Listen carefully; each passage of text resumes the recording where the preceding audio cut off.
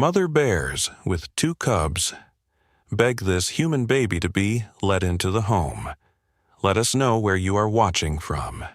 Don't forget to like and subscribe if you love our content. The first snowfall of winter blanketed the small cabin tucked away in the dense woods of northern Minnesota. Inside, Emma Walsh cradled her 3-month-old daughter Lily against her chest, humming softly as the baby drifted off to sleep. Her husband Daniel stoked the fire, adding another log to keep the bitter cold at bay. Their cabin stood alone at the edge of a vast forest, miles from the nearest neighbor, just how they liked it. "The storm's getting worse," Daniel whispered, glancing through the frost-covered window. The wind howled outside, bending the tall pines until they groaned under the weight of snow and ice. "I should check the generator before it gets dark."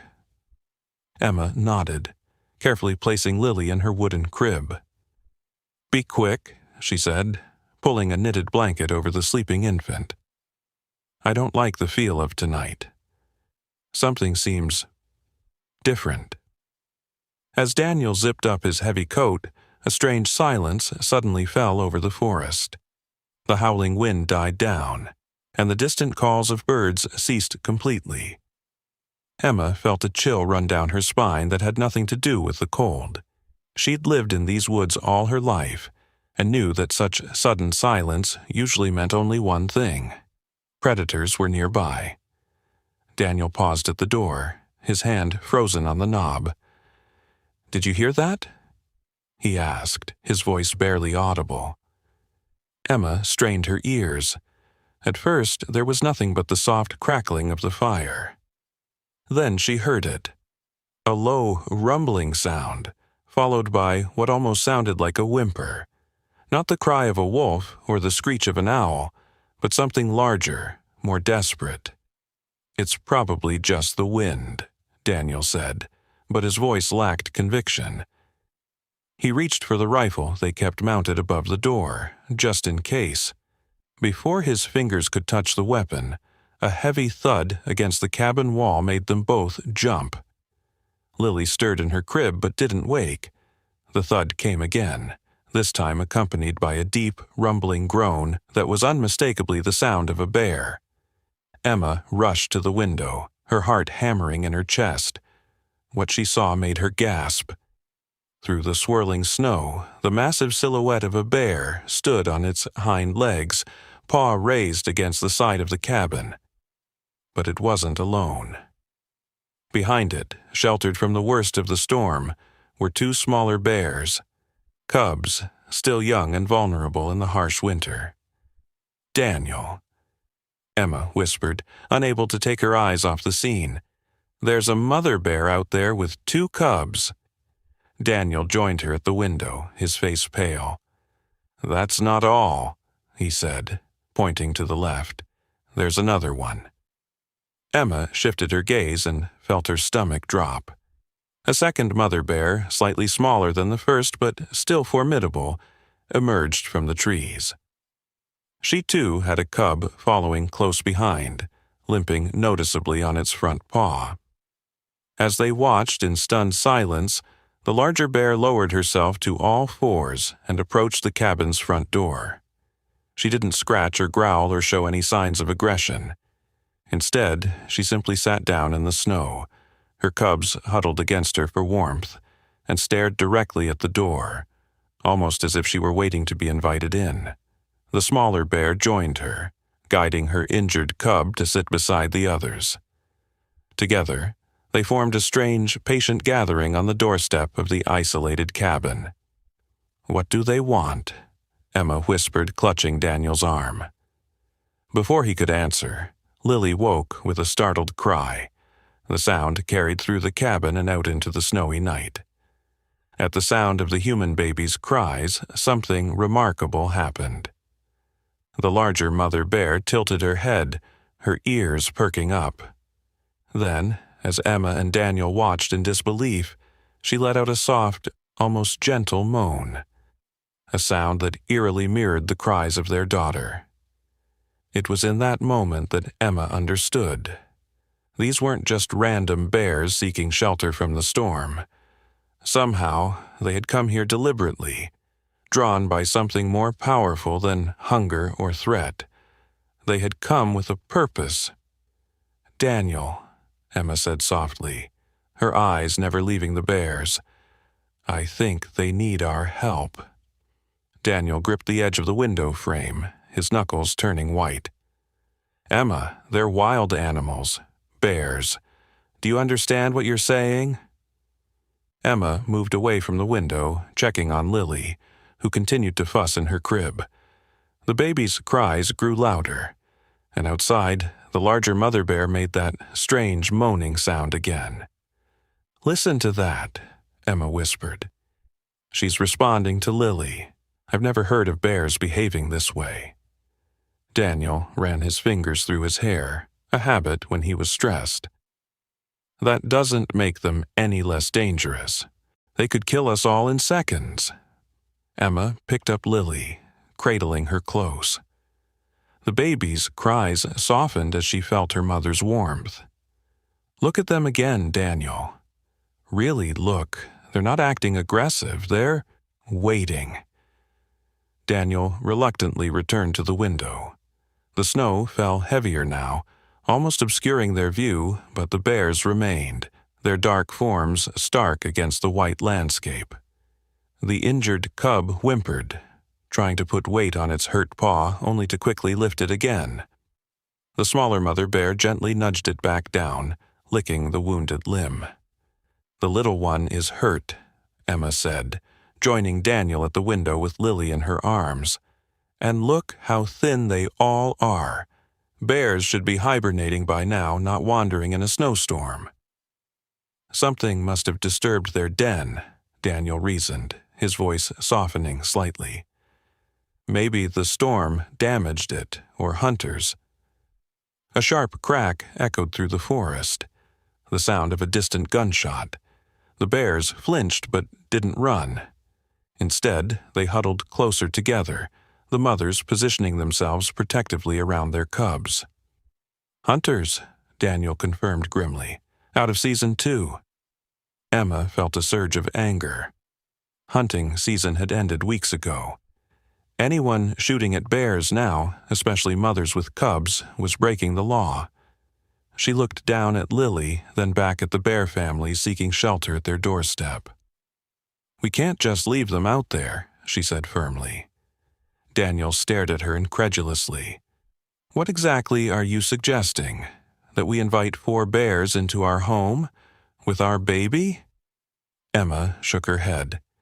"No, not into the house, but the storage shed. It's insulated, empty except for tools. They could shelter there until the storm passes." "Emma, this is crazy. We don't know why they're here or what they might do." Another gunshot rang out, closer this time. The larger mother bear rose to her feet, facing the direction of the sound. She let out a low, warning growl, then turned back to the cabin. What happened next left both Emma and Daniel speechless. The bear approached the door again, but this time she gently pushed one of her cubs forward with her nose. The cub stumbled through the snow until it was pressed against the cabin door. Then the bear did something that defied everything they knew about wild animals. She bowed her head, almost as if in supplication, and looked directly at the window where Emma stood with Lily. "She's begging," Emma whispered, her voice filled with wonder. "Daniel, she's asking us to help her babies." Daniel was silent for a long moment. Then he sighed deeply. "The shed has a separate entrance from the back. I could lead them around, open the door, and let them in without getting too close." Relief flooded through Emma. "Thank you," she said, touching his arm gently. "But you and Lily stay inside with the doors locked," he insisted. "If anything goes wrong, anything at all, you call the ranger station and get out through the back." Emma nodded, though something deep inside told her she had nothing to fear from these bears. As Daniel prepared to go outside, strapping on a headlamp and pulling on his thickest gloves, She returned to the window. The bears were still waiting, their bodies gradually being covered by the falling snow. The injured cub had curled up against its mother, clearly in pain. The other two cubs shivered visibly. Time was running out for them. As Daniel unlocked the back door, Lily cooed softly in Emma's arms. Outside, the larger mother bear lifted her head, as if she could hear the baby's sounds even through the cabin walls. Their eyes met through the glass, a human mother and a bear mother, and in that moment Emma felt a connection that transcended species. They were both simply mothers, trying to protect their young against a world full of dangers. "Be careful," Emma called to Daniel as he stepped outside into the swirling snow. What neither of them realized was that their act of compassion was about to change their lives forever, in ways they could never have imagined. Daniel moved carefully around the side of the cabin, his boots crunching in the deep snow. The wind had picked up again, biting at his exposed face. He kept one hand on the wall for guidance as he made his way toward the front where the bears waited. When he rounded the corner, he froze. Reading about bears was one thing. Seeing them from the safety of a window was another. But standing less than 20 feet from two full-grown mother bears and their cubs sent a primal fear through his body. Every instinct screamed at him to run back inside. The larger bear noticed him immediately. She rose slightly, nostrils flaring as she caught his scent. Her dark eyes, intelligent and wary, locked onto his. Daniel held his breath. One wrong move could trigger a defensive attack. "Easy," he whispered, though whether to himself or the bear, he wasn't sure. "I'm here to help." To his amazement, the bear lowered herself back down. The second, smaller bear remained huddled protectively over her injured cub, watching Daniel with equal intensity. Daniel took a slow step forward, then another. He pointed toward the back of the property. "This way," he said, knowing they couldn't understand his words but hoping his gestures might communicate his intentions. The larger bear tilted her head, then looked back at her cubs. After what seemed like an eternity, she nudged them gently with her nose, urging them to stand. The injured cub struggled to its feet, whimpering softly. "Come on," Daniel encouraged, taking another cautious step toward the shed. "It's not far." To his astonishment, the bears began to follow him.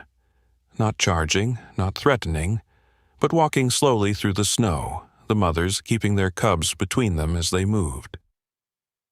Daniel led them around the cabin, constantly glancing back to make sure they were still following and not getting too close. Inside the cabin, Emma watched through the kitchen window. Lily clutched tightly to her chest. Her heart pounded as she saw her husband leading 4 bears through their backyard as casually as if they were dogs. It was surreal, impossible, yet it was happening. Daniel reached the shed and fumbled with the keys, his fingers stiff from cold. The bears stopped several yards away, waiting. He finally got the door open and stepped aside, gesturing toward the entrance. The larger bear approached first, cautiously sniffing the air. She poked her head inside the shed, examining the space. After a moment she entered, her cubs following closely. The smaller bear hesitated, seemingly torn between fear of the human structure and concern for her injured young one. "It's okay," Daniel said softly. "You're safe here." As if understanding his words, the bear finally entered the shed with her limping cub. Once they were all inside, Daniel closed the door partway, leaving it open just enough that they wouldn't feel trapped, but closed enough to provide shelter from the storm. He hurried back to the cabin, half expecting to hear the sounds of the shed being torn apart. Instead, there was only silence except for the howling wind. "They went in?" Emma asked incredulously as he stamped the snow from his boots. Daniel nodded, still not quite believing it himself. Like they knew exactly what I was offering. Emma set Lily down in her bassinet and began gathering supplies: old blankets, a container of water, and some dried berries they'd collected in the fall. "They must be hungry and thirsty," she explained, seeing Daniel's questioning look. "Emma, you're not going out there," he said firmly. "We can't just leave them like that. The little one is hurt." She held up a small first aid kit. "I've treated injured animals before." Daniel knew that tone. Before they'd moved to the cabin, Emma had worked as a wildlife rehabilitation specialist. She'd handled injured foxes, eagles, even a young wolf once. But bears were different. "These aren't raccoons or deer," he reminded her. "They're apex predators." Emma placed her hand on his arm. "They're mothers, Daniel, just like me. They need help, or they wouldn't be here." Before he could argue further, another series of gunshots echoed through the forest, much closer now. Lily, startled at the noise, beginning to cry. Emma picked her up, soothing her gently. "Those hunters are getting closer," Daniel said grimly. "If they find bears on our property—" Emma's face hardened. "Then we need to protect them." This time, Daniel didn't object when Emma bundled up and prepared a bag of supplies. He simply grabbed his rifle, not to use against the bears, but to warn off any hunters who might come too close. Together, they made their way to the shed, Emma carrying Lily strapped to her chest under her coat. The baby had settled, seemingly lulled by the gentle sway of her mother's walk. Daniel opened the shed door slowly. Inside, the bears had arranged themselves in the corner furthest from the door. The mothers sat alert, watching the entrance, while the cubs huddled between them for warmth. The injured cub licked at its paw, its small face contorted in pain. "Stay behind me," Daniel whispered, entering first. The larger bear made a low sound in her throat, not quite a growl, but a warning. Daniel stopped, holding up his empty hands to show he meant no harm. Emma peered around him, her breath catching at the sight of the massive animals up close. Slowly, deliberately, she unzipped her coat just enough to reveal Lily's face. The baby blinked in the dim light, her tiny features scrunching up as she yawned. The effect on the bears was immediate. The larger mother's posture relaxed slightly, her eyes fixed on the human infant. She made that same moaning sound they'd heard earlier, a sound that now, hearing it up close, reminded Emma eerily of how mother bears called to their cubs. "She recognizes what Lily is," Emma whispered in wonder. "She knows I'm a mother too." Taking advantage of the moment, Emma carefully set down the supplies she'd brought. She opened the container of water and placed it within reach of the bears, then scattered the dried berries nearby. Finally, she set down the blankets, pushing them toward the animals with her foot. The mothers watched, but made no move toward the offerings. The injured cub whimpered again, drawing Emma's attention. "I need to look at that paw," she said to Daniel. He shook his head. "That's pushing our luck too far." But Emma was already taking a step forward, moving slowly, her eyes on the smaller mother bear. "It's okay," she said softly. "I just want to help." The bear shifted uneasily, but didn't growl or show signs of aggression. Encouraged, Emma took another careful step, then another, until she was close enough to see the injured cub clearly. What she saw made her heart ache. The cub's paw was swollen and bloody, with what looked like a metal trap fragment embedded in the flesh. Anger flashed through her. Not only were these hunters shooting out of season, they were using illegal traps. "She escaped from a trap," Emma told Daniel, her voice tight with emotion. "That's why they're not hibernating. That's why they came to us. They're being hunted." As if confirming her words, the smaller mother bear gently pushed her injured cub forward toward Emma. It was the same gesture the other bear had made at the cabin door, an unmistakable plea for help. Emma looked into the bear's dark eyes and saw something that changed her forever.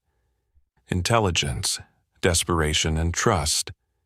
This wild creature was consciously placing her baby's life in human hands.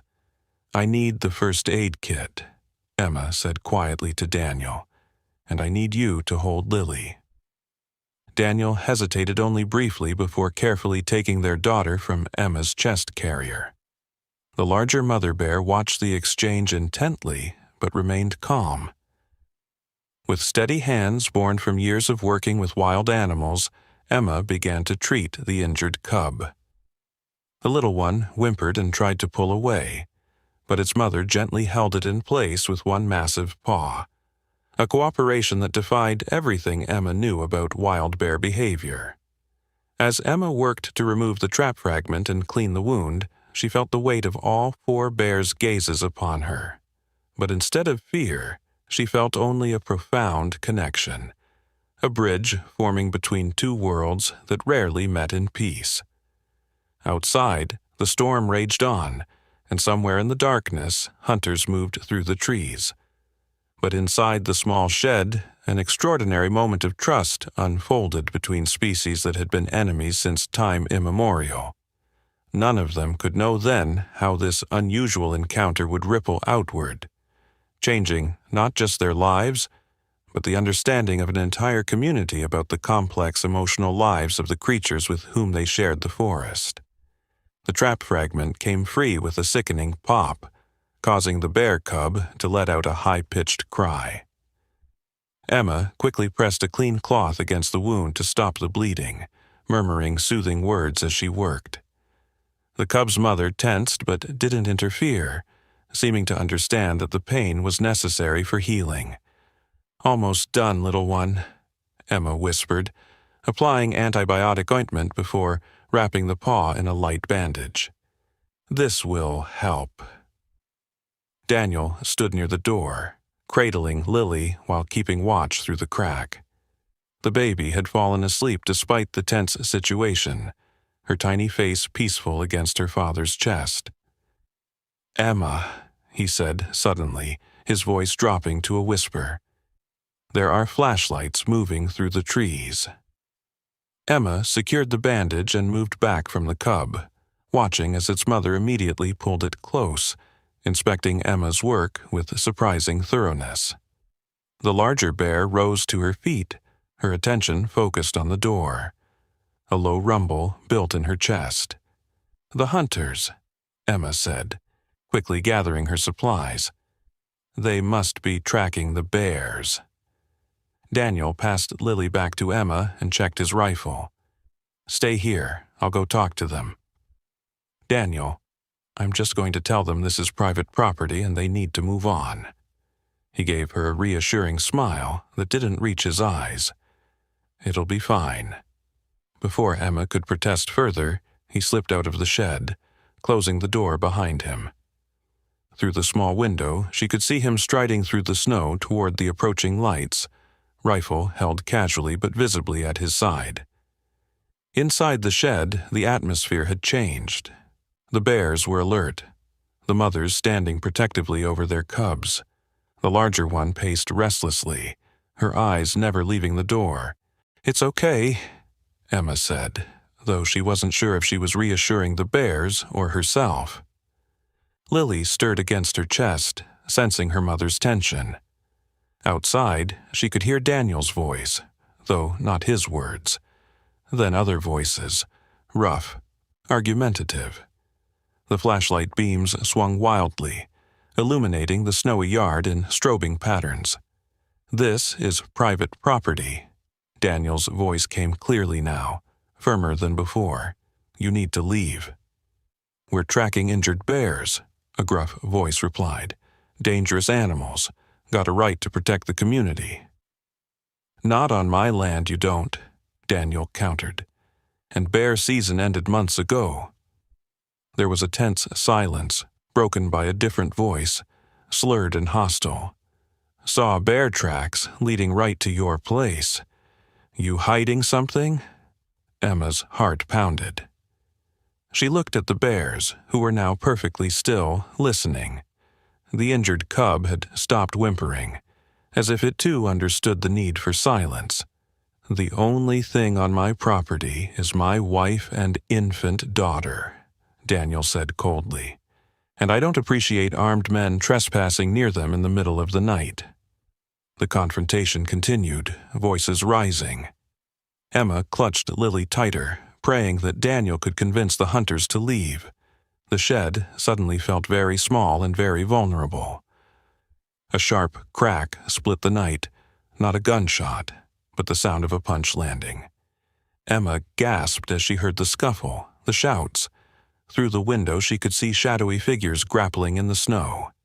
The bears reacted instantly.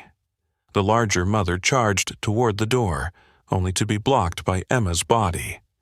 "No!" Emma whispered fiercely. "You'll make it worse." Remarkably, the bear stopped, her massive body trembling with tension. Their eyes met again, human to bear, and Emma saw the same protective instinct that she herself felt blazing in those dark orbs. "Trust me," she said softly.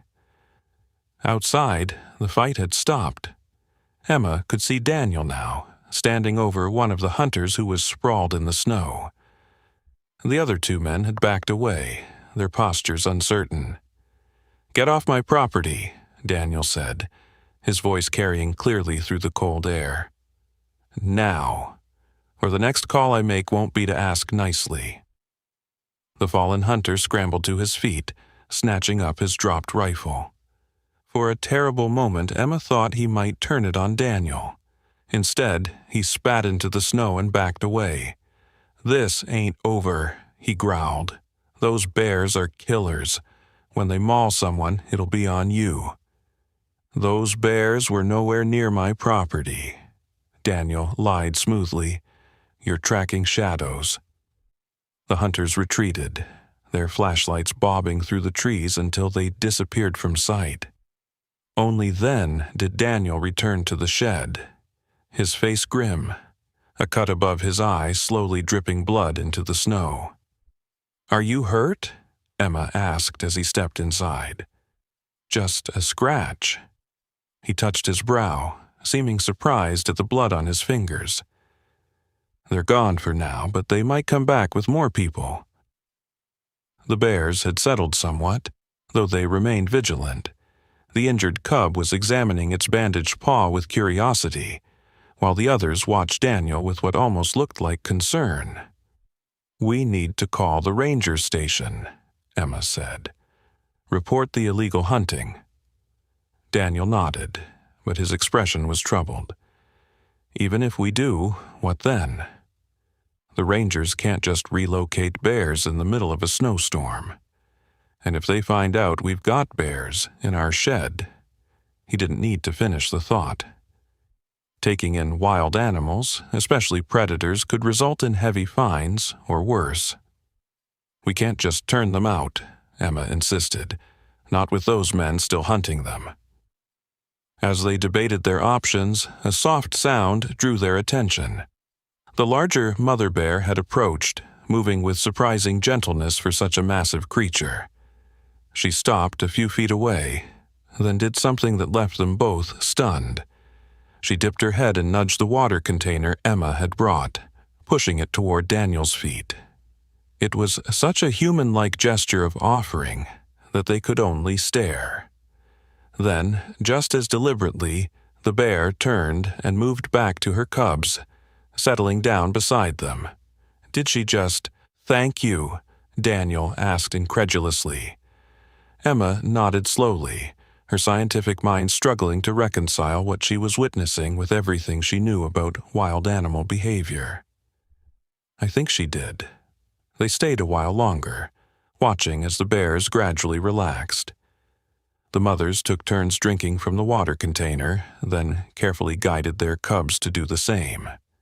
They even sampled the dried berries, though they ate with delicate restraint, as if saving the food for when it was truly needed. When Emma and Daniel finally left the shed, Making sure the door was secure but still partially open, the storm had begun to ease. The snow fell more gently now, and breaks in the clouds revealed glimpses of stars. Back in the cabin, they put Lily to bed and tended to Daniel's cut. Neither spoke much, both still processing the extraordinary events of the evening. "What do we do tomorrow?" Daniel finally asked, breaking the silence. Emma gazed out the window toward the shed, barely visible in the darkness. "We help them," she said simply, "for as long as they need it." Daniel didn't argue.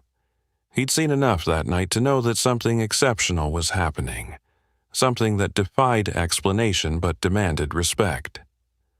As they prepared for bed, exhausted from the tension and wonder of the evening, neither noticed the faint lights that had reappeared at the edge of the forest. The hunters had not gone far, and they had not given up. Section 5, Daybreak, Revelations. Morning arrived with blinding brightness, sunlight reflecting off pristine snow. Emma woke early, her first thought of the bears. She slipped from bed, careful not to wake Daniel or Lily, and went to the window. The world outside had been transformed. Every branch, every surface was coated in glittering white. And there, in the freshly fallen snow between the cabin and the shed, were tracks, bear tracks, large and small, circling the property in what appeared to be a deliberate pattern. Emma dressed quickly and made her way to the shed, her boots crunching through the knee-deep snow.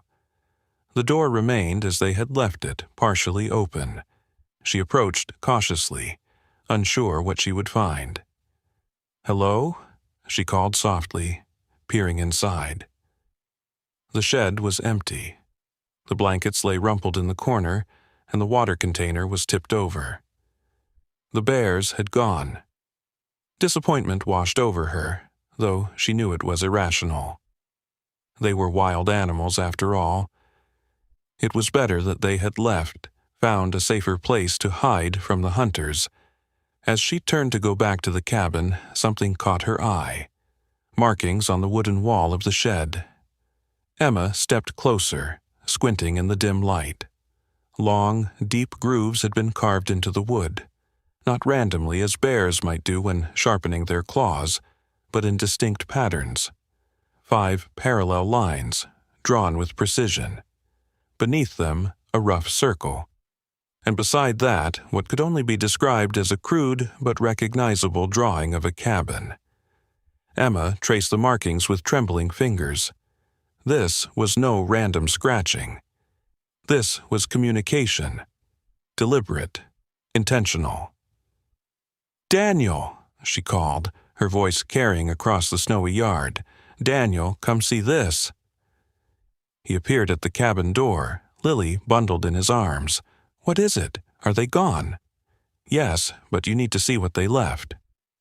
Daniel joined her in the shed, his expression changing from curiosity to disbelief as he examined the markings.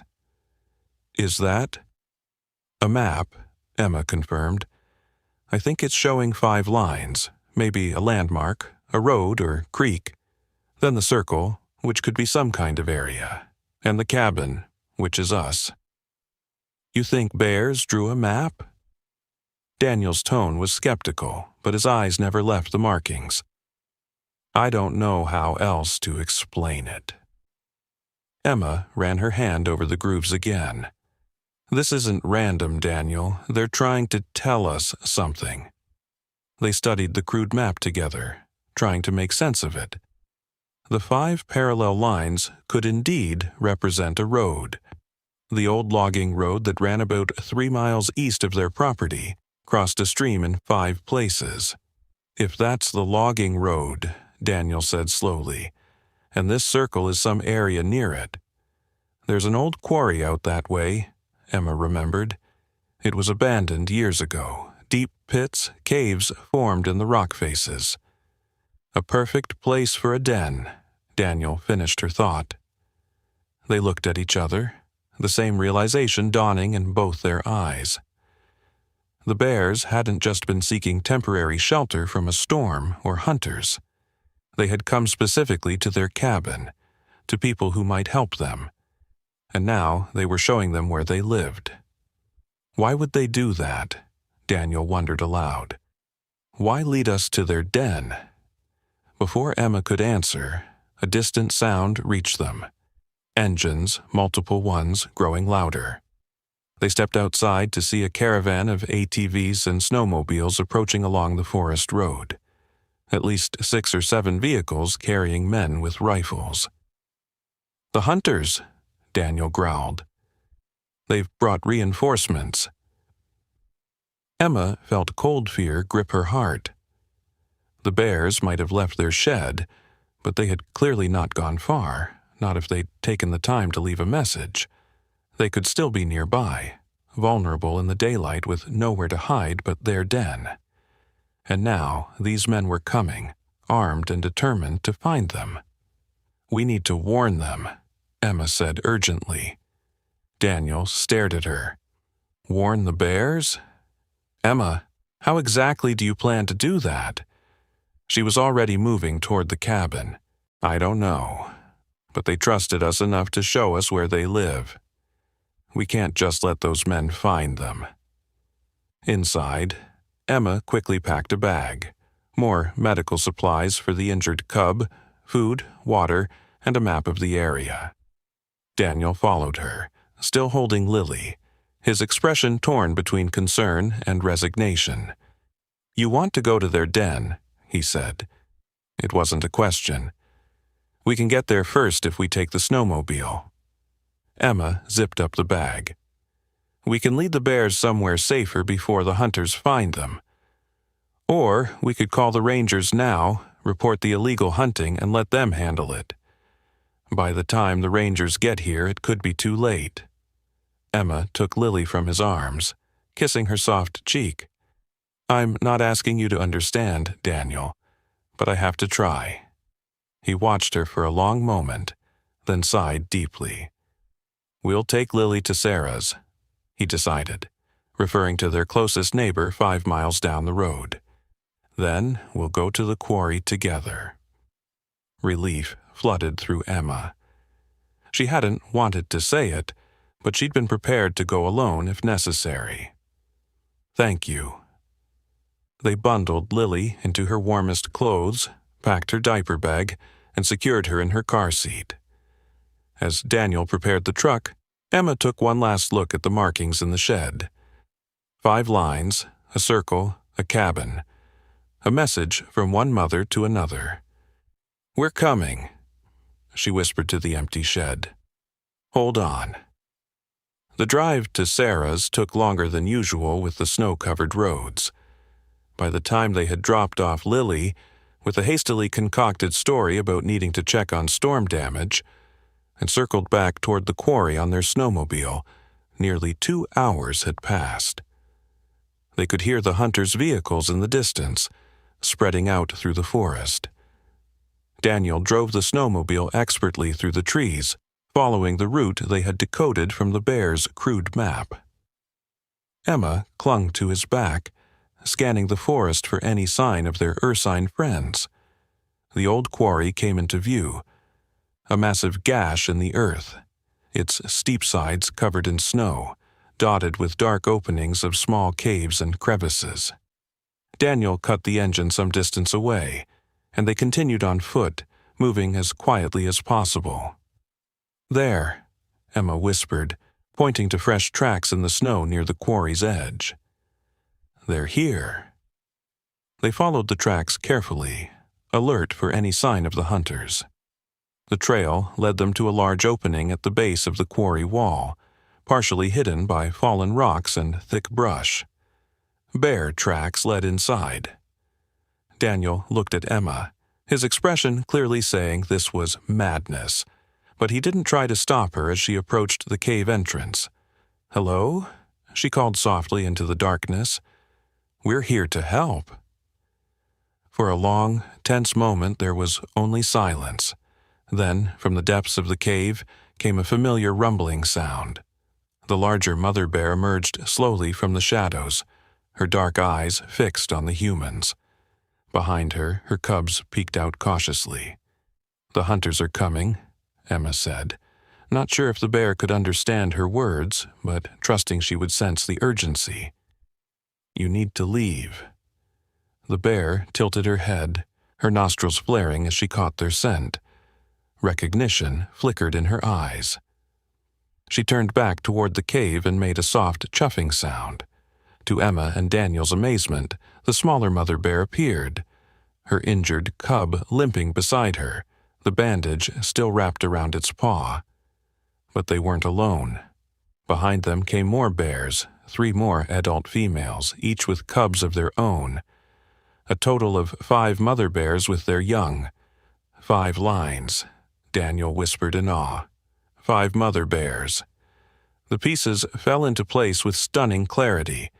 The bears at their cabin hadn't just been seeking help for themselves. They had been scouts, representatives sent to find assistance for their entire extended family.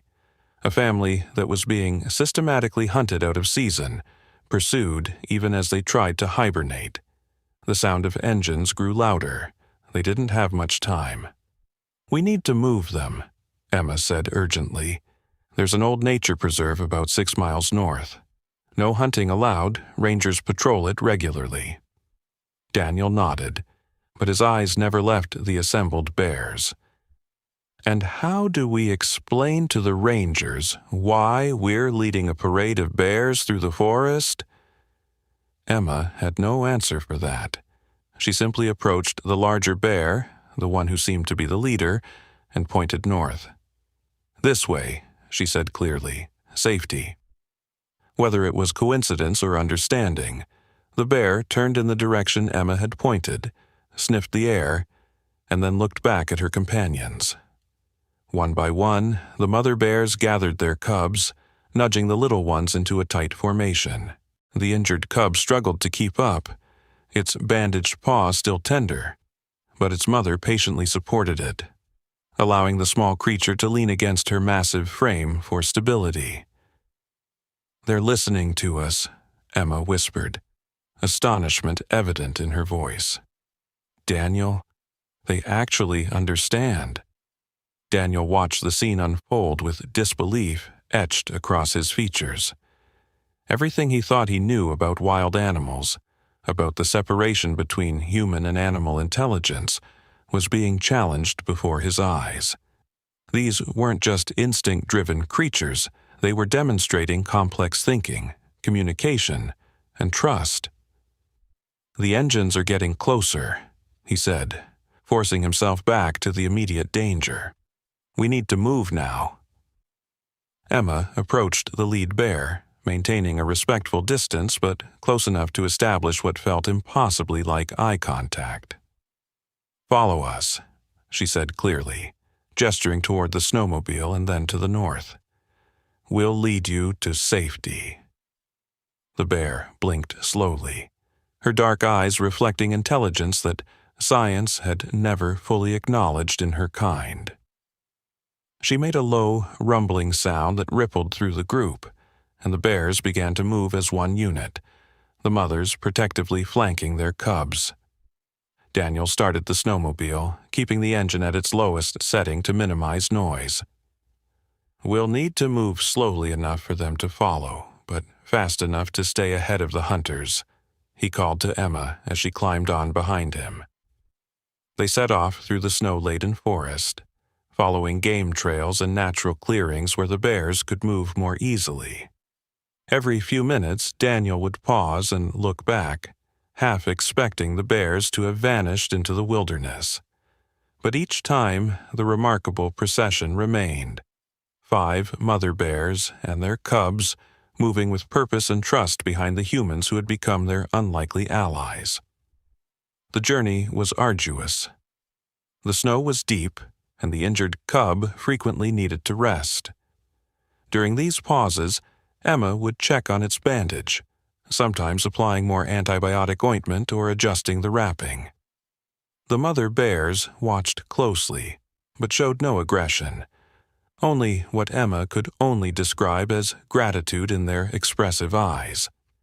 "We're about halfway there," Daniel said during one such stop, consulting his map. "But the hunters are spreading out. Listen." Emma strained her ears. The sound of engines came from multiple directions now, ahead and behind, east and west. The hunters had split up, creating a net that was slowly closing around them. "They're trying to surround the quarry," she realized. "They must have found the den." One of the younger mother bears grew agitated, pacing in circles and making distressed sounds. Her cubs huddled together, sensing their mother's anxiety. The lead bear, the one who had first come to their cabin, approached the distressed mother. What happened next left both humans speechless. The larger bear pressed her head against the younger one's in what could only be described as a comforting gesture. The younger bear calmed almost immediately, nuzzling her cubs before rejoining the group. "They're not just cooperating," Emma said softly. "They're supporting each other, like a community." Daniel's expression was thoughtful. "Maybe that's exactly what they are. Not just random bears who happen to share territory, but an actual social group." The implications of this observation were profound, challenging decades of scientific understanding about bear behavior. But there was no time to dwell on it. The hunters were getting closer. They continued their journey, changing direction several times to avoid the approaching vehicles. The forest grew denser, the trees closing in around them, providing better cover but making progress more difficult. "There's a river ahead," Daniel said, pointing to a line of willows that marked the waterway. "If we can cross it, the preserve is just beyond. The hunters won't follow us there, not with the rangers patrolling." The sound of rushing water reached them as they approached the riverbank. Winter had not yet frozen it completely. Dark water surged between ice-crusted edges, the current swift and dangerous. Daniel surveyed the scene with growing concern. "It's too wide and fast for the snowmobile. We'll have to find another way around." But time was running out. The hunters' vehicles were drawing nearer, the sound of their engines echoing through the trees. One particularly loud engine roared close behind them. Too close. Emma scanned the river desperately, looking for any possible crossing. About 50 yards downstream, a fallen tree stretched partway across the water. It wouldn't reach all the way, but it might provide a starting point. "There," she pointed. "If we can use that log to get partway across." The lead bear had already spotted it. "No trick," Daniel said, joining Emma. "Those bears came to our cabin during the storm. They showed us their injured cub. They drew us a map to find the others. They're not just animals, they're intelligent beings asking for help." The bearded hunter spat into the snow. "That's crazy talk. Bears can't draw maps." "Then how do you explain what you're seeing?" Emma demanded, gesturing at her phone. "Look at the photos. Look at them there." She pointed across the river. "They're watching us right now, understanding everything that's happening." As if on cue, the lead bear rose onto her hind legs, her full height impressive even at a distance. She made a deep, rumbling sound that carried across the water. Not a threat, but almost like speech. Several of the hunters took involuntary steps backward. "Jesus," whispered one. "It's like she's talking to us." "She is," Emma said firmly. "She's telling you to leave them alone." The standoff continued for several tense moments. Then a new sound cut through the forest. Sirens, growing louder by the second. "Rangers," Daniel said, relief evident in his voice. "I called them before we left the quarry." The bearded hunter cursed and signaled to his companions. "Let's go. We don't need this trouble." As they turned their vehicles to leave, Emma called after them. "The hunting season is over. If I see you near these bears again, I'll make sure you're prosecuted." The hunters disappeared back into the forest. the sound of their engines fading quickly. Across the river, the bears remained watchful, the mothers gathering their cubs close, ready to flee if necessary. The ranger vehicles pulled up minutes later, 2 heavy-duty trucks with official Forest Service markings.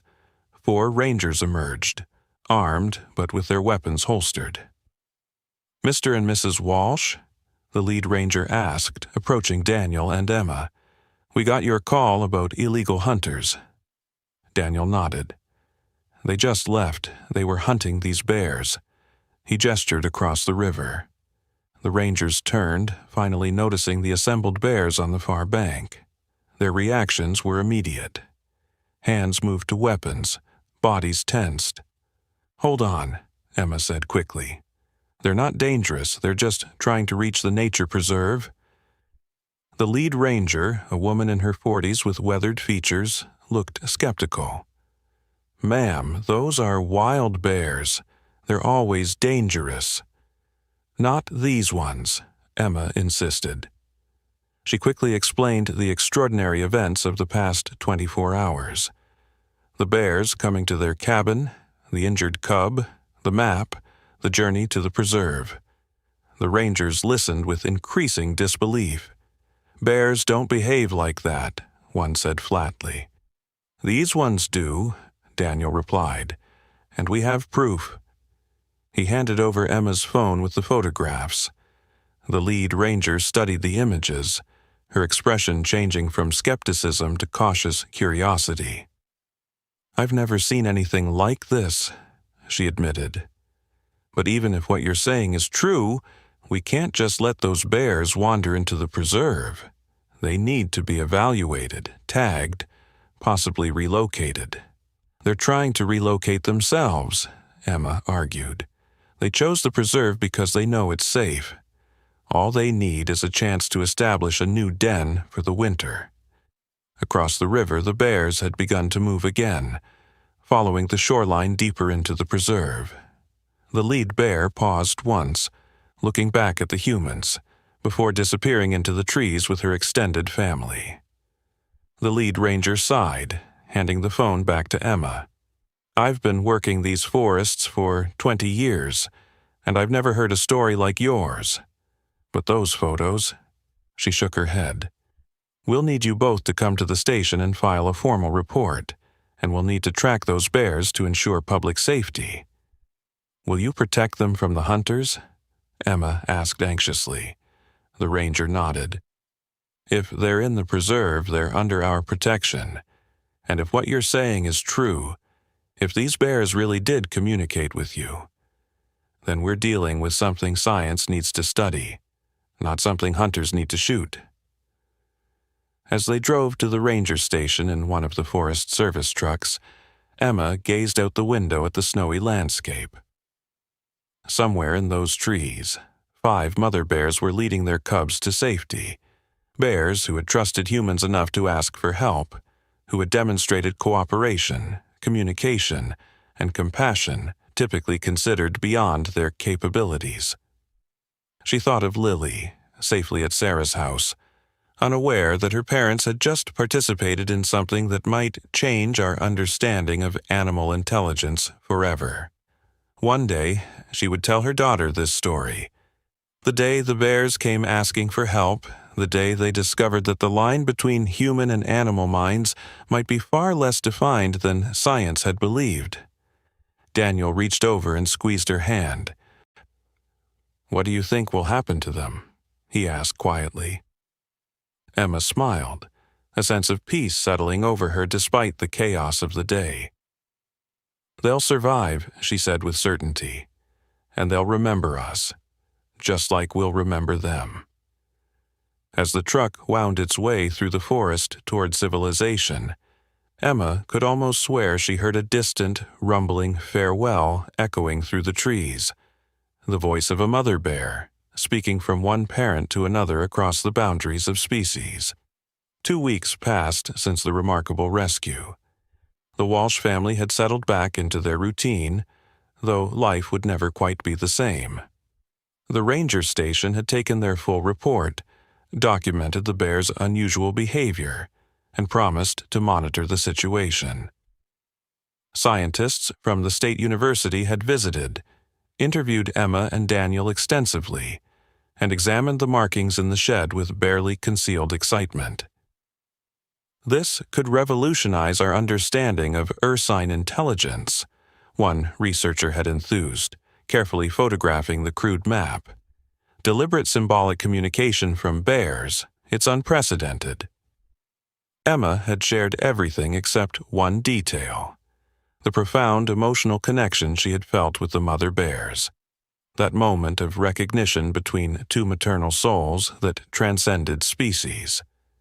Some things were too personal, too mysterious for scientific scrutiny.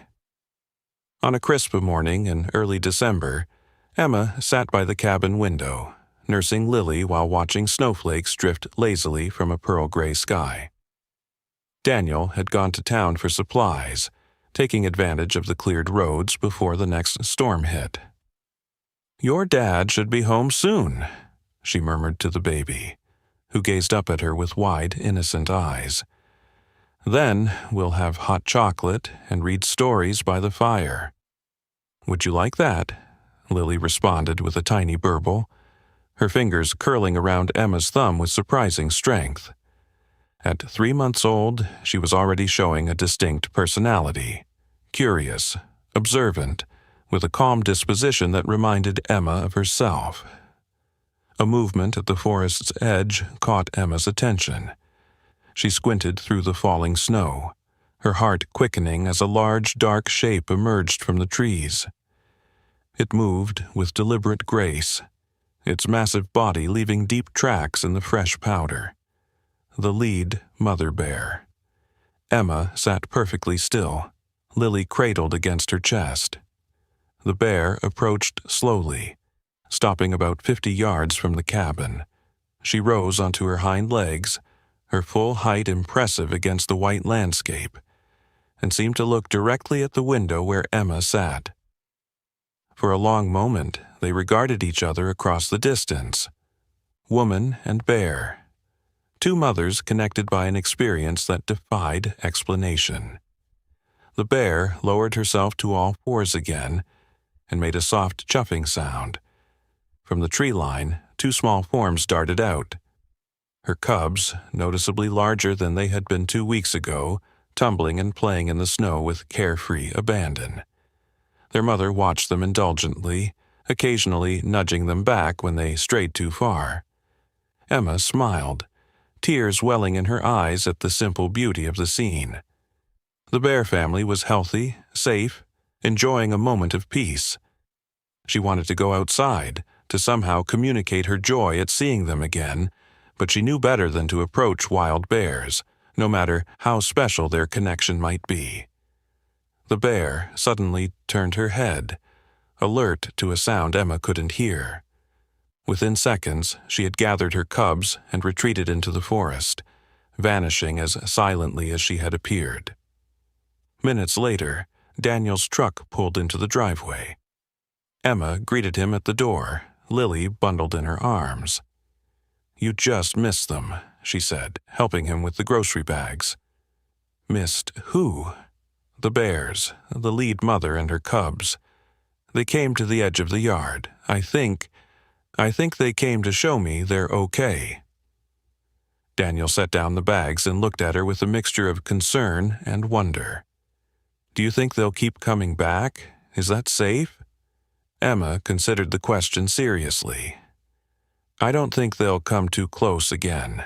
They understand boundaries. They just wanted us to know they're alive, that they remember." As if confirming her words, a distant roar echoed through the forest, deep, resonant, carrying through the clear winter air. Not a threat, but a farewell. That evening, as they sat by the fire, a knock at the door startled them. Daniel answered it to find Ranger Peterson, the woman who had led the team that day by the river. "Sorry to bother you folks," she said, stomping snow from her boots. "Mind if I come in for a minute?" They welcomed her inside, offering hot coffee, which she gratefully accepted. After pleasantries were exchanged, she got to the point of her visit. "We've been monitoring those bears you helped," she said, cradling the steaming mug. "Set up trail cameras around the preserve, sent tracking teams in when weather permitted." "How are they doing?" Emma asked, leaning forward eagerly. Ranger Peterson's weathered face broke into a smile. "Thriving, actually. They've established a den system in the eastern section of the preserve. The injured cub's paw has healed nicely. Hardly a limp now." "That's wonderful," Emma said, relief washing over her. "But that's not why I'm here." The ranger set down her mug and pulled out a tablet. "Our cameras caught something unusual, something I thought you should see." She played a video clip. The footage was grainy, black and white, date stamped just 3 days ago. It showed a clearing in the forest, illuminated by moonlight reflecting off snow. The 5 mother bears appeared one by one, forming a circle while their cubs played in the center. "Bears are typically solitary animals," the ranger explained. "Even mothers with cubs don't usually band together like this." The footage continued.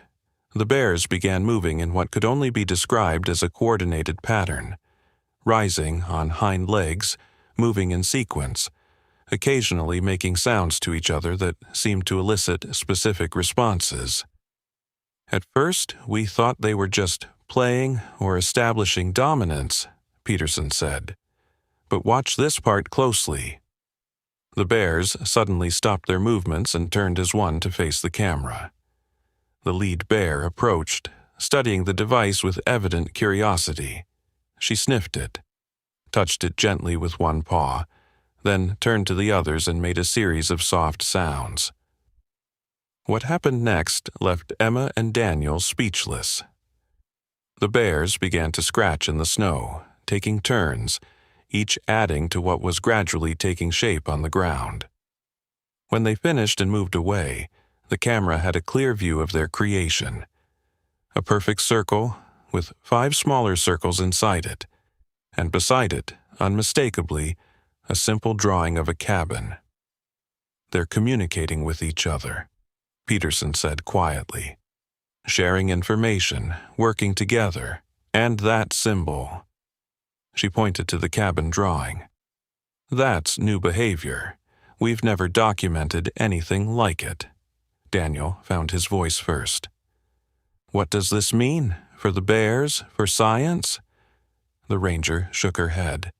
"I don't know. The university researchers are beside themselves with excitement. They want to set up a more permanent study, observe these bears long term." She looked directly at Emma. "They're calling it the Walsh bear family now, named after you two." Emma felt a surge of protective instinct. They won't disturb them, will they? These bears have been through enough. "Non-invasive research only," Peterson assured her. "Observation from a distance, no tranquilizing, no radio collars unless absolutely necessary for their protection." She paused. "Actually, that's the other reason I'm here. The university team would like you both to consult on the study. You've had interactions with these bears that no one else has experienced. Your insights would be valuable." Emma and Daniel exchanged glances, a silent communication passing between them. This was an opportunity to ensure the bears were treated with the respect and understanding they deserved, to help bridge the gap between human and animal worlds. "We'd be honored," Emma said finally, "as long as the bear's well-being comes first." Ranger Peterson nodded. "Of course. And there's one more thing." She reached into her pocket and pulled out a small, carved wooden bear. "This was left at the station door 3 nights ago. No one saw who left it, but—" She handed it to Emma. The carving was exquisite, detailed far beyond what a casual whittler might produce. It depicted a mother bear standing protectively over a cub. Turned over, its base revealed 5 small notches arranged in a circle, and beside them, a tiny cabin etched with painstaking precision. "The same symbols," Daniel whispered, examining the carving. Peterson nodded. "There's a small community of Native Americans about 20 miles from the preserve. They've had stories about the bears in these forests for generations. Stories about bears with human-like intelligence. Bears who could communicate with people who showed them respect and compassion." "You think they left this?" Emma asked, running her finger over the smooth wood. "I think," the ranger said carefully, "that what happened between you and those bears has touched more lives than just yours. The story is spreading, changing how people around here think about the animals we share these forests with." After Ranger Peterson left, Emma sat by the window, the carved bear clutched in her hand, looking out at the snowy forest. Lily slept peacefully in her crib nearby, unaware that her young life had already intersected with something extraordinary. "Do you think she'll remember any of this when she's older?" Daniel asked, sitting beside Emma and draping an arm around her shoulders. Emma smiled, leaning into his embrace. "Maybe not consciously, but somewhere deep inside, I think she'll carry it with her. The knowledge that there's more intelligence, more emotion, more connection in this world than most people ever realize." Out in the darkness, a gentle snow began to fall again, covering the tracks that led from the forest to their cabin and back again. A path between two worlds that had briefly, miraculously, touched. Spring arrived in the Minnesota wilderness with a riotous explosion of color and sound. The snow retreated grudgingly, revealing tender shoots of green pushing up through the softening earth. Birds returned from their southern sojourns, filling the forest with songs and busy nest building. Life renewed itself with the ancient rhythm of the seasons. The Walsh cabin had changed in subtle but significant ways since the winter encounter with the bears. A small research station now stood at the edge of their property. A simple structure housing equipment to monitor forest activity, staffed occasionally by university students who treated Emma and Daniel with a mixture of academic curiosity and barely concealed awe. "The mothers and cubs have emerged from hibernation," reported Nadia, a graduate student specializing in bear behavior. She showed Emma footage from the preserve cameras, the images capturing 5 healthy mother bears leading their cubs out into the spring sunshine, teaching them to forage for the first tender plants of the season. "They all survived the winter," Emma noted with satisfaction. "And the injured cub?" Nadia smiled. "Completely healed. In fact, he's one of the most active of the group." She scrolled to another clip showing the once injured cub scampering up a tree, demonstrating perfect use of its formerly wounded paw. Emma felt a surge of joy watching the bears thrive. The months of research had yielded fascinating insights into their unusual social structure. Unlike most bear populations, where adults were primarily solitary except during mating season, these 5 mothers maintained their close association, denning near each other and cooperating in raising and protecting their young. "We're documenting behaviors never before seen in wild bears," Nadia explained enthusiastically. "Coordinated hunting strategies, sentinel posting, even what appears to be deliberate teaching of cubs by bears other than their mothers. It's revolutionary. But the most extraordinary discoveries had been in the area of communication. The bears continued to create symbolic markings, not just at random, but in specific locations and contexts that suggested intentional message leaving. The researchers had documented over 30 distinct symbols, some appearing repeatedly with enough consistency to suggest a rudimentary form of written language. The scientific papers were cautious in their conclusions, careful not to anthropomorphize or overstate the findings. But in private conversations, even the most skeptical researchers admitted they were witnessing something that challenged fundamental assumptions about animal cognition. Lily, now 8 months old and beginning to crawl with determined enthusiasm, had become the unexpected focus of particular interest from the bears. On 3 separate occasions, mothers and cubs had appeared at the forest edge when Emma had Lily outdoors. They never approached closely but watched with evident curiosity as the human baby explored her world. "It's like they recognize her as a cub," Daniel had observed after one such encounter. "They're keeping track of her development." This particular morning, Emma sat on the cabin porch with Lily in her lap, enjoying the warm spring sunshine. Daniel was inside preparing lunch, occasionally visible through the window as he moved about the kitchen. A movement at the tree line caught Emma's attention. She wasn't surprised to see the lead mother bear emerge slowly from the forest. This bear, whom the researchers had named Matriarch but whom Emma privately thought of as Sage, had established a pattern of periodic visits. Never threatening, never approaching too closely, but making her presence known as if checking in on the human family that had helped save her extended clan. What was surprising, however, was that Sage was alone. Her cubs, now considerably larger than when Emma had first encountered them, were nowhere to be seen. "Hello, old friend," Emma called softly, remaining seated to appear non-threatening. "Where are your little ones today?" Sage stopped at her usual distance, her dark eyes fixed on Emma and Lily. She made a soft chuffing sound, then deliberately placed something on the ground in front of her. With one massive paw, she nudged it forward a few feet, then backed away several steps. Emma stared at the object, curiosity overcoming caution. "Daniel," she called through the open door. "Could you come here for a minute?" Daniel appeared, wiping his hands on a dish towel. "What is it?" "Sage left something," Emma said, nodding toward the object on the ground. "I'd like to see what it is." Daniel frowned. "Let me get it. You stay with Lily." "No," Emma said firmly. "She left it for me. I can feel it." She handed Lily to Daniel. "Just keep her safe. I won't go near Sage." Before Daniel could protest further, Emma descended the porch steps and crossed the yard. Sage remained where she was, watching intently but showing no signs of aggression. When Emma reached the object, she crouched down to examine it. It was a chunk of tree bark, roughly 6 inches square, with deep grooves carved into its surface.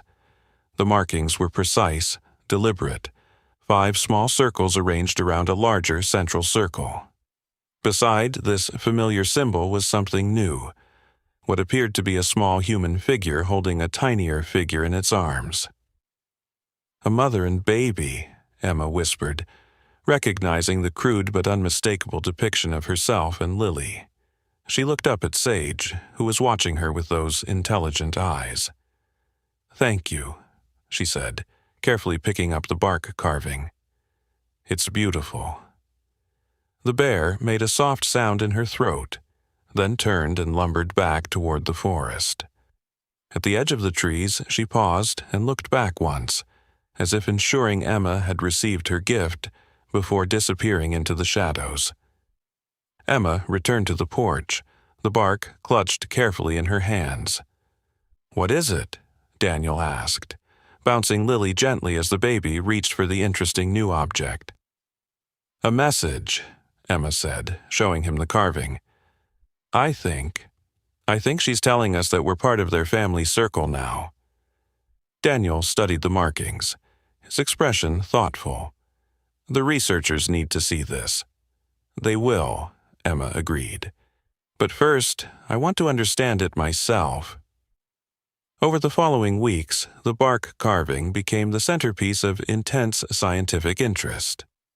Researchers compared it to other symbols the bears had created, analyzing the consistencies and patterns. The university team expanded, adding linguists and anthropologists to the original group of wildlife biologists. "The implications are staggering," Dr. Eleanor Wright, the lead scientist, explained during a team meeting at the research station. "We're not just seeing tool use or problem solving. We're seeing abstract symbolic thinking.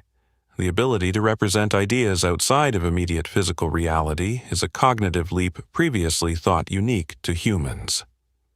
News of the discovery spread, at first within academic circles, then to wildlife conservation organizations, and finally to the broader public. Journalists began to appear at the edge of the Walsh property, hoping for a glimpse of the talking bears, as sensationalist headlines had dubbed them. "This is getting out of hand," Daniel said one evening, closing the curtains against the telephoto lenses aimed at their home. "They're treating it like a sideshow." Emma nodded, concern creasing her brow. "And it's disturbing the bears. Sage hasn't come to the edge of the forest in over a week." The ranger station had increased patrols around the preserve, protecting the bears from the growing human interest. But the situation was becoming increasingly tense. Some locals welcomed the attention and tourism dollars. Others resented the disruption of their quiet rural life. A small but vocal group, including some of the hunters Emma and Daniel had confronted during the winter, spread rumors that the bears were dangerous, that the research was fraudulent, that the Walshes were perpetrating a hoax. "We need to do something," Emma said, watching Lily sleep peacefully in her crib, unaware of the controversy swirling around their family. "The bears trusted us. We can't let this harm them." Daniel was quiet for a long moment, then said, "Maybe we should consider Dr. Wright's offer." The university had proposed establishing a formal research center, a properly funded, permanently staffed facility that would allow for long-term study while protecting the bears' habitat. The plan included designating a larger area around the preserve as a special conservation zone, with restrictions on hunting and development. "It would mean more changes," Emma said carefully. "More people, more attention. But also more protection," Daniel pointed out. "And it would put the research on a legitimate footing, not this media circus we have now." Emma walked to the window and gazed out at the darkened forest. Somewhere out there, 5 mother bears were caring for their cubs, teaching them the unique culture and communication that had developed within their unusual family group. Teaching them, perhaps, about the humans who had helped them survive the winter and now studied their ways with growing understanding. "Let's do it," she decided, "but with conditions. We want oversight on how the research is conducted. The bears' welfare comes first, always."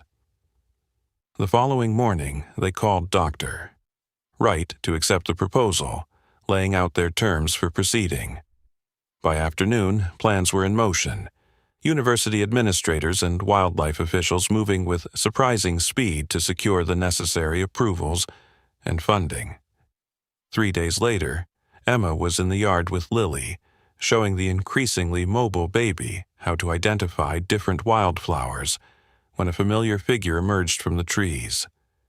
Sage approached, stopping at her usual distance. Behind her, to Emma's surprise, came the 4 other mother bears, each with their cubs in tow. The entire extended family stood at the forest edge, watching the human mother and child with evident interest. "Daniel," Emma called softly. "Bring the camera, slowly." Daniel appeared with the camera the researchers had left for documenting bear visits. He began recording, his movements deliberate and non-threatening. What happened next would later be described in scientific journals, documentary films, and eventually history books as the moment that irrevocably changed humanity's understanding of animal intelligence. Sage, the lead mother, stepped forward and deliberately began to scratch in the soft earth. Each of the other mother bears then took turns, approaching one by one to add to the markings while their cubs watched attentively. When they finished, they backed away as a group, creating a clear view of what they had drawn. It was a map, unmistakably, undeniably a map, showing the forests, the preserve, the Walsh cabin, and the rivers that bordered their territory. But this map included new elements, a large circle encompassing the entire area, with smaller symbols throughout that corresponded to the bears' favored foraging grounds, water sources, and denning sites. "They're showing us their home." It was a map, unmistakably, undeniably a map, showing the forests, the preserve, the Walsh cabin, and the rivers that bordered their territory. But this map included new elements: a large circle encompassing the entire area, with smaller symbols throughout that corresponded to the bears' favored foraging grounds, water sources, and denning sites. "They're showing us their home," Emma whispered, awe evident in her voice, "their entire territory." Daniel continued filming, his hands steady despite his racing heart. There's no precedent for this, Emma. No wild animal has ever voluntarily mapped their territory for humans before." As they watched in stunned silence, Sage approached the drawing once more. With deliberate movements, she added a new symbol at the edge of the map, a crude representation of what appeared to be a building larger than the cabin. "I think," Emma said slowly, "she's acknowledging the research center, showing that they understand what's happening." The implications were staggering. Not only were these bears communicating through symbolic markings, but they were demonstrating awareness of human activities and plans that affected their territory. They were participating in the relationship being formed between species. Sage looked up from her drawing and made direct eye contact with Emma. There was something in that gaze, a depth, an intelligence, an emotional presence that transcended every scientific understanding of animal consciousness. It wasn't just intelligence Emma saw in those dark eyes, it was wisdom. The moment was interrupted by the sound of vehicles approaching, the research team arriving for their daily observations. The bears retreated swiftly but calmly, disappearing into the forest with practiced efficiency. Dr. Wright was the first to reach the yard, her eyes widening as she took in the elaborate drawing in the dirt. "Is that a map?" Emma confirmed. They made it together, all 5 mothers taking turns. "And look," she pointed to the symbol Sage had added last, "we think that represents the research center. They know what we're planning." The scientist crouched by the drawing, her experienced eyes analyzing every detail with growing excitement. "This changes everything," she murmured. "Absolutely everything." The Northwoods Bear Research Center opened officially 6 months later, a sprawling but tastefully designed facility that blended with the natural environment. Solar panels gleamed subtly on carefully angled roofs, capturing energy while remaining visually unobtrusive. The buildings were constructed using sustainable materials, with elevated walkways connecting structures to minimize disruption to the forest floor.